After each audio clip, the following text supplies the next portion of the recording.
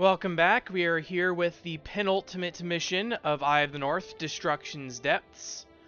This time I will be playing on my Ranger, as I have mentioned. Both of the last two missions will be done on my Ranger. And in terms of the builds I've selected for it, I'll be running a bow build for the Destruction's Depths, because that is the weaker build, and this mission is longer. It would be kind of a cop-out to run the weak build for Time for Heroes, which takes like 4 or 5 minutes. In terms of comp, really no surprises if you have been watching thus far. Actually, I should put Blood Bond on Livia now that I think about it. Some of these I haven't touched in a while. So Xandra, Signet of Spirits, Razah's my Soul Twist, Livia's Blood is Power, Minion and Bagon are E-Surge and Panic Mesmers, and then Vekk once again providing the Thunderclap build. Otherwise, main thing is please make sure you've got your Delver title on from here on out, because the only things you will be fighting are destroyers. So in terms of Destruction's Depths, the easiest way to start the mission is you start from the central transfer chamber. Obviously, if you have not cleared Eye of the North yet, you do not have that option. So the best way into the battle depths in that case is to come in through Eye of the North, and then enter this section and run through. Yes, you can run from Olafstead, and it takes you directly to where Jalus is, but this section of enemies is worse than this section of enemies, if you ask me. It's like 6 Jinn versus an army of Griffins and Ice Imps. But if you come through Central Transfer Chamber, you just get to go right here.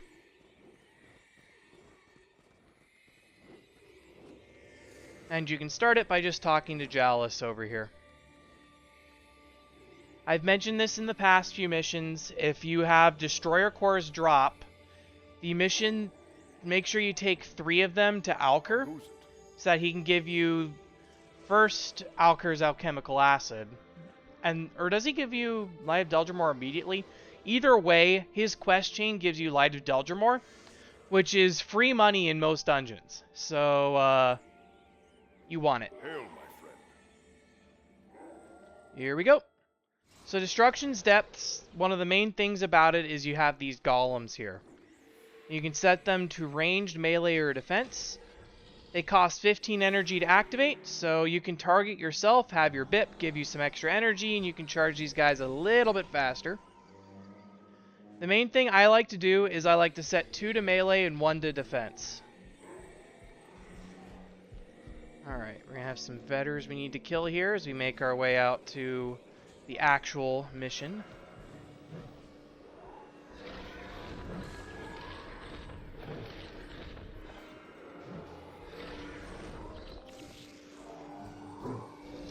Quickening Zephyr doing Quickening Zephyr things. Of course, it's on the other side, so I can't even do anything about it.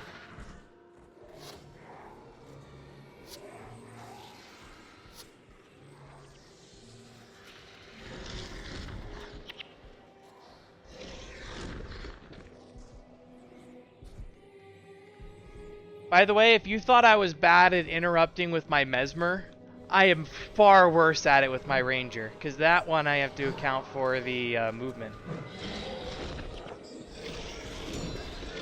So I'm really not going to go for it all that much. Or at least I got my Scavenger Strike off in time. Let's get rid of that, because I don't want to deal with you.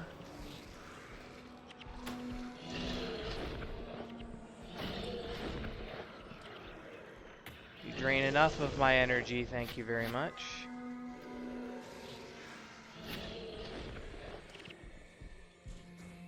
But here we go. From here on out, it is destroyers. So first we help out Rank and Sokka here. And we're going to fight off a couple destroyers. Not anything super crazy. In fact, because there's a destroyer of hordes, if we flag here and take advantage of the pillar, we can line of sight it. And that's one less thing we have to worry about.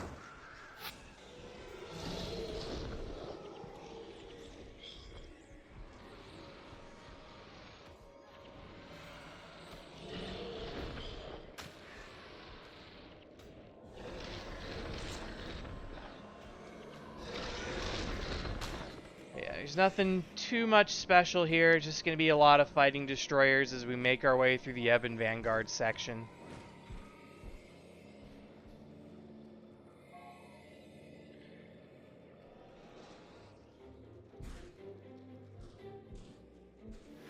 Actually, we can get started a little bit early. I should have gotten that started a little bit early while the door was closed and they needed light of sight and I didn't. Mistake on my part.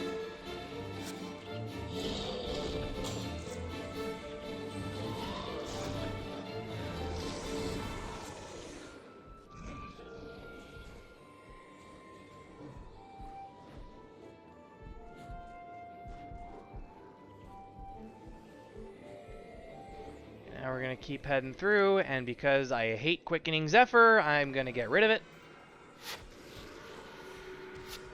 Technically, you don't need to fight this dude off, but like I said, I hate that spirit, so I'm going to eliminate it.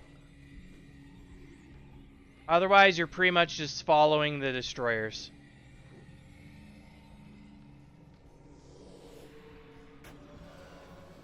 We got an Avatar of Destruction. Let's flag everyone behind. Let the golems take the hits for us.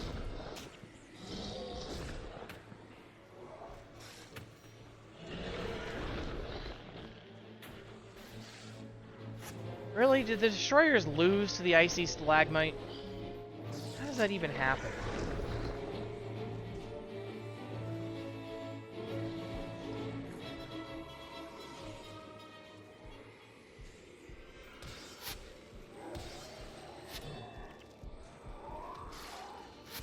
Oh, by the way, the pet I run is a Rainbow Phoenix. Is that optimal? Absolutely not.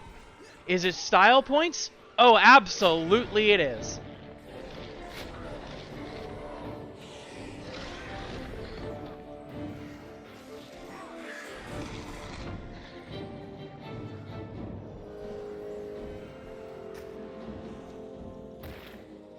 Yeah, if you're actually playing optimally with a ranger, if you absolutely need the fire damage, you could maybe justify a Hound of Balthazar, but you rarely need that. Otherwise, it is Roller Beetle, or Roller Beetle with a different pattern. Because they have higher attack speed compared to the rest of the pets.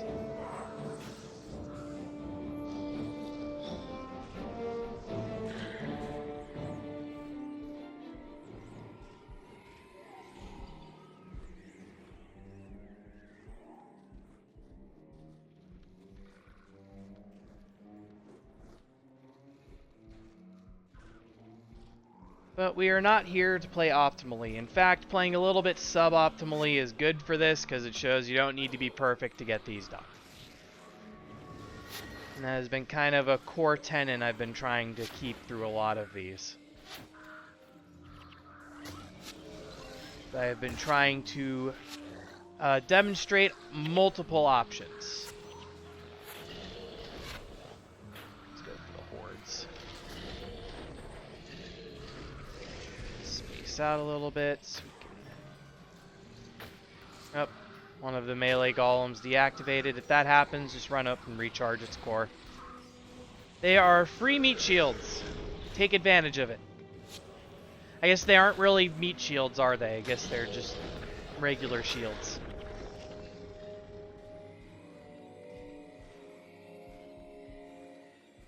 But almost through. Flesh is probably the play here.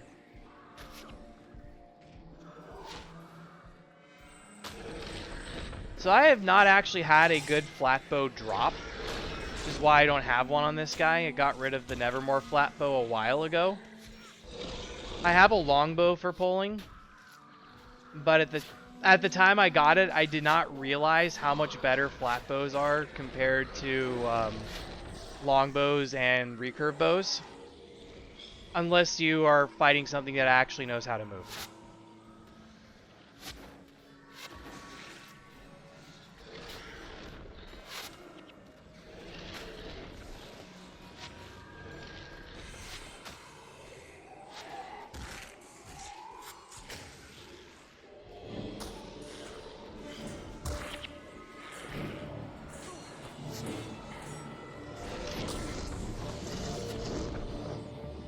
Keep an eye on my pet, because why not?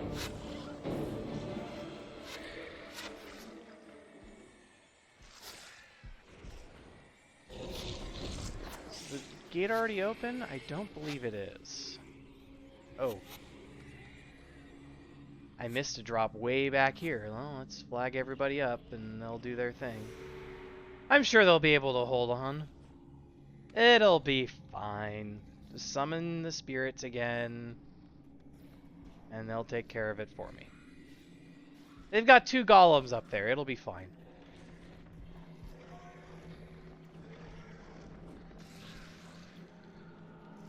There we go. Now that I'm here, I can just go ahead and sprint out to the next room. There's a total of, I believe, 3 floors we are going through for this. So we've got our golems again, which means blood is power on myself.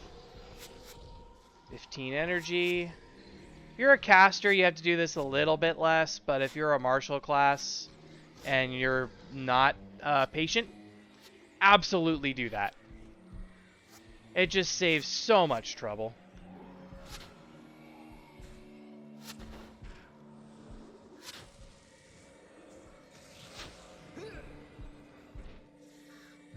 You're back. Oh man, gotta love that splinter weapon doing work when you cast Volley.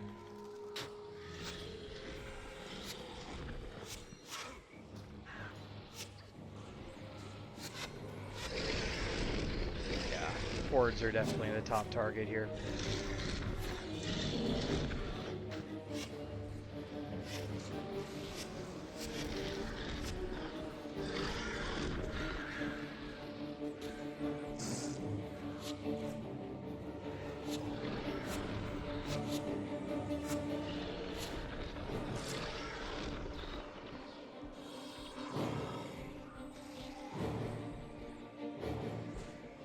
Yeah, we have done the Ebon Vanguard section, and we have completed the Asura section, kind of.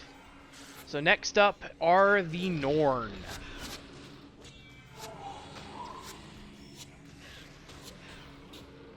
Yay, I interrupted something.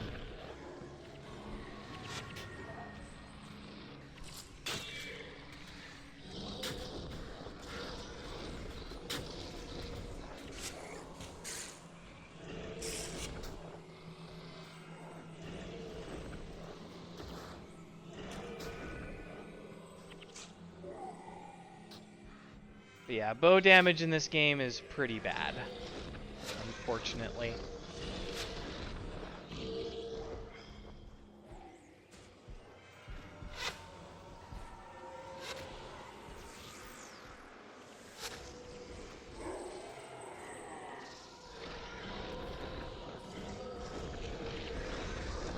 Alright, and because I again despise these spirits, and the range is increased, I might, to the point where I might actually need to worry about them. Let's take care of this first.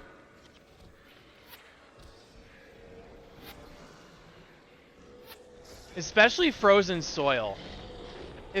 I didn't check if this is within range, but if frozen soil's within range and you can't res, oof, that's kind of nasty.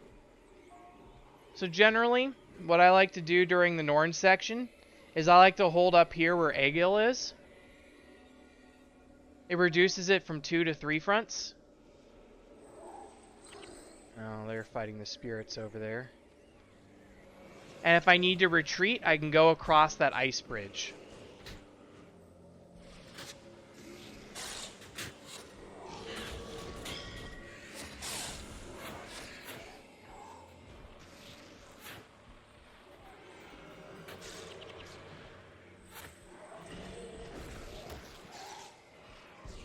Yeah, generally the Norn can tank for quite a while. And you can definitely advance ahead if you're killing them faster than they come in right now. But you've always got to be I'm always checking towards the south to see if enemies come in from over there. I am more than willing to abandon Ulrun if I have to.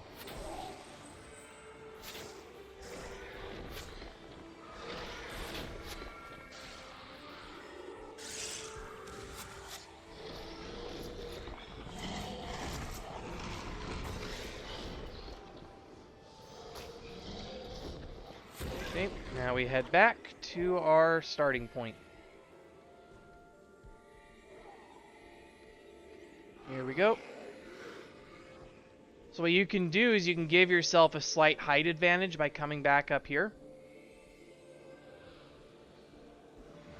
Otherwise, you'll be allowing the rangers to fire down at you.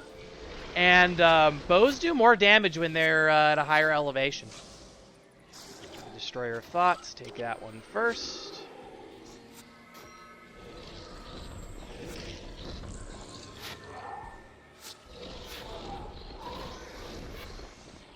And we'll go for the hordes. And yeah, so you can see kind of the center there is getting devastated slightly, but it is better to fight on one front, which is why we set up our spot here. So if I ever feel overwhelmed, I can retreat up the bridge, and then we choke point them right here. We can kind of start doing that a little bit. Okay, good. Everybody got through at least, so... There we go.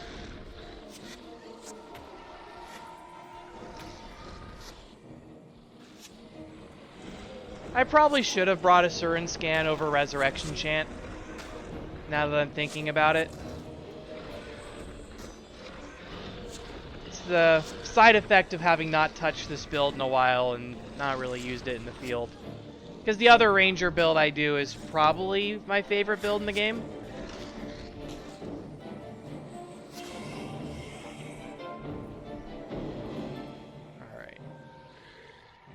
Now I've got another group coming.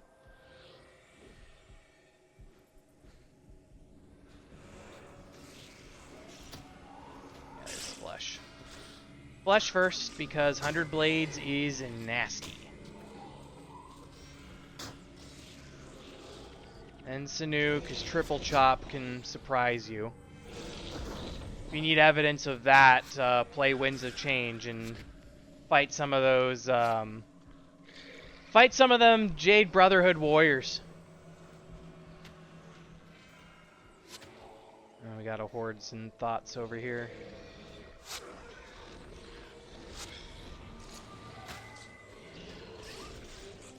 Take out the Horde and turn those thoughts into prayers.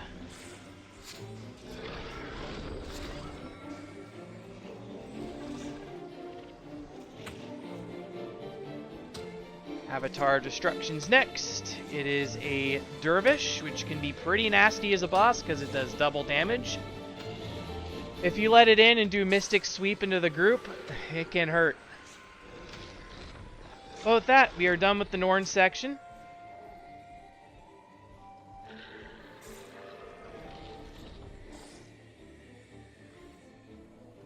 And we are finally on to the Dwarf section of Destruction's Depths.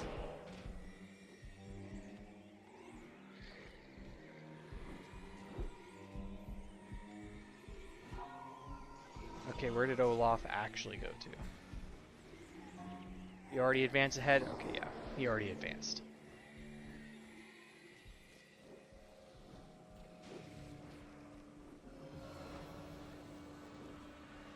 As always, I'm going to clear out the spirit.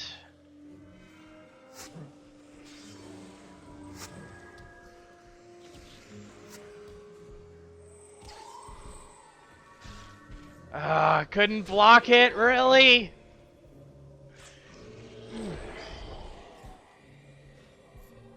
I even timed it that time, or that round. That's so annoying. And of course there's another one of you.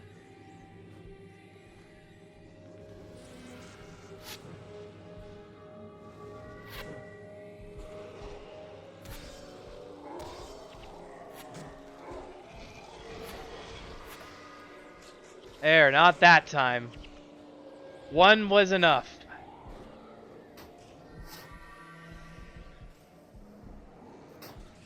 Yeah, generally in my experience when it comes to interrupts, if you use them early, you're more likely to get them.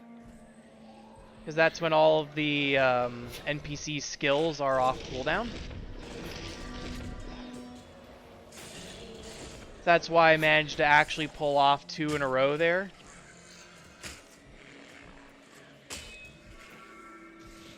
Plus, these are very long cast times. My bow actually has time to reach it. It's much more difficult to interrupt a Mesmer. And a lot of monk skills as well. But we continue on our way down this way.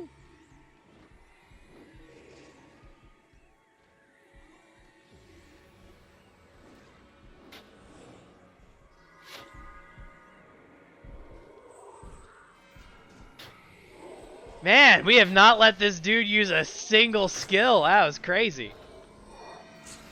Ah, dang it. I was hoping to catch one.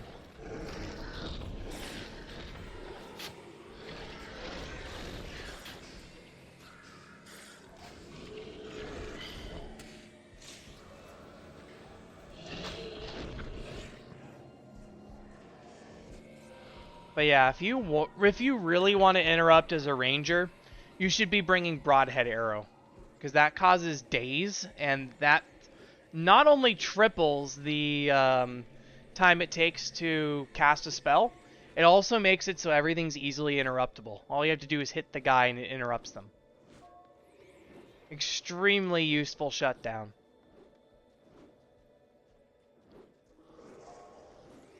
Although there's other skills like Technobabble that exist. So anyways, here we are, final Asuran Gate. This will take us to the Central Transfer Chamber, where we will be in the final section of this mission.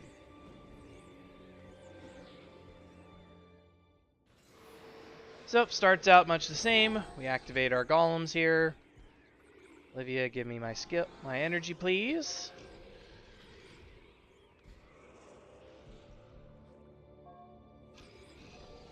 Switch you to melee. So here, you want to do some careful pulling, because you have to clear out every single enemy in the Central Transfer Chamber. So we'll start off this side. Fortunately, because we start up top, we get extra range, so it's a little bit easier to pull things. But yeah, goal 1 is clear out the ones on each of these sides so I have safe points to retreat to. So cleared that out. Now we'll get these guys.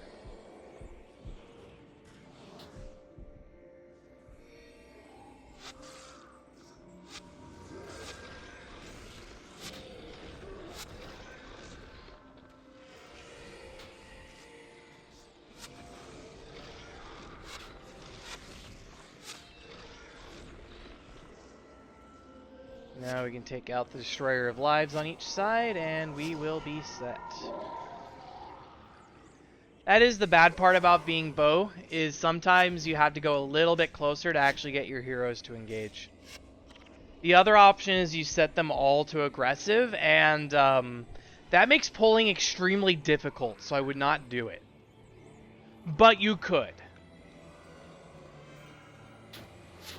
Ah, dang, I hope it would use one immediately. There we go. So with that, we now have our vantage point up top.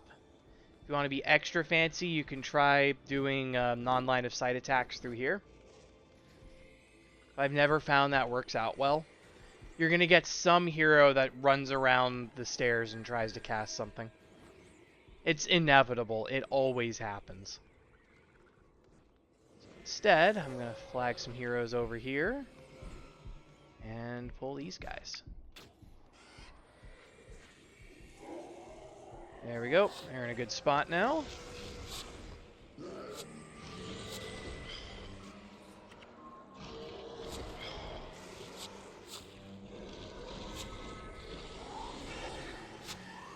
So the Disc of Chaos that's in the middle here, that is a very high level elementalist destroyer.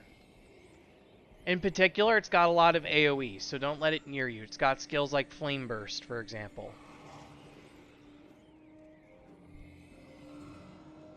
I don't remember if it counts as a boss. So it does double damage. I believe it does. But don't quote me on that. Well, we might get to find out shortly. I don't want to find out, because that would mean Shelter went down. And regardless of if it's a boss or not, it will hit the Shelter cap. That's all but guaranteed.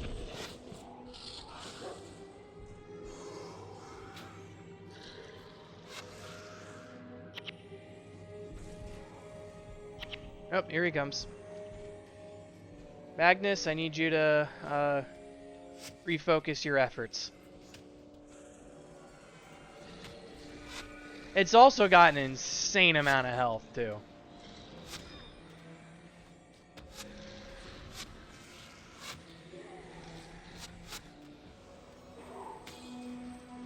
Oh, come on, I cast my interrupt. Oh, rip dwarf.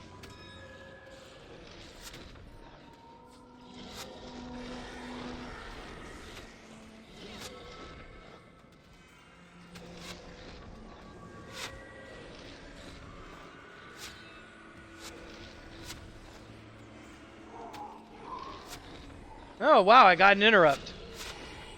I just fired it. Sometimes you get lucky. Dang, I thought I had it for a second. I guess I cast it a half second too early or something.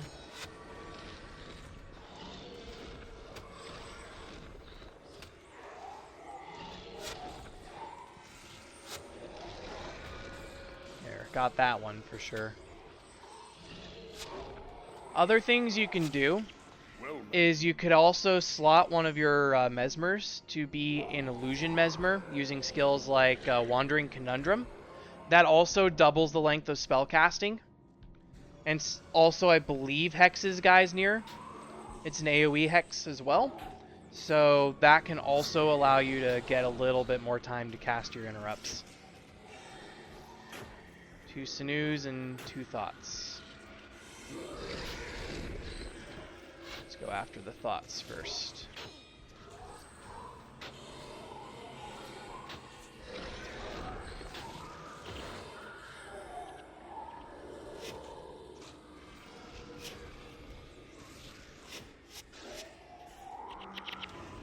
And there we go. Destruction's Depths is complete once you clear the central transfer chamber. And that just leaves us with one more mission, which is a Time for Heroes. And we will go with that one next time. So as always, hope these are helpful, and we'll see you for the next one.